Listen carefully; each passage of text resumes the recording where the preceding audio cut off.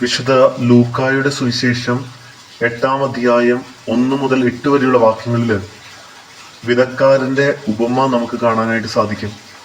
ഈശോ തന്നെ അനുഗമിച്ചവരോട് വിതക്കാരന്റെ ഉപമ പറഞ്ഞുകൊണ്ട് സ്വന്തം ഹൃദയത്തിന്റെ സ്ഥിതി വിലയിരുത്താനായിട്ട് ആവശ്യപ്പെടുകയാണ് ഇവിടെ.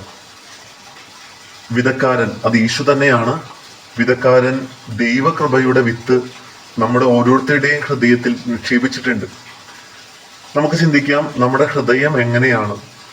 അത് പാറയ്ക്ക് സമാനമാണോ, അതോ ആളുകൾ ചവിട്ടിക്കൂട്ടുന്ന വഴിക്ക് സമാനമാണോ, അതോ നല്ല നിലമാണോ നമ്മുടെ ഹൃദയം? അതോ മുൾച്ചെടികൾക്കിടയിൽ മുൾച്ചെടികൾ വളർന്നു നിൽക്കുന്നതാണോ നമ്മുടെ ഹൃദയം?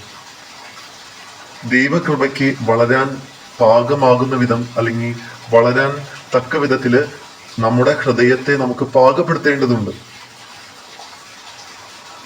ഈ പാകപ്പെടുത്തൽ സാധ്യമാകുന്നത് പ്രധാനമായും 2 കാര്യങ്ങളിലൂടെയാണ്. ഒന്ന്, പ്രാർത്ഥനയിലുള്ള നിലനിൽപ്പിലൂടെ. 2, ദൈവസ്നേഹത്തിലൂടെ.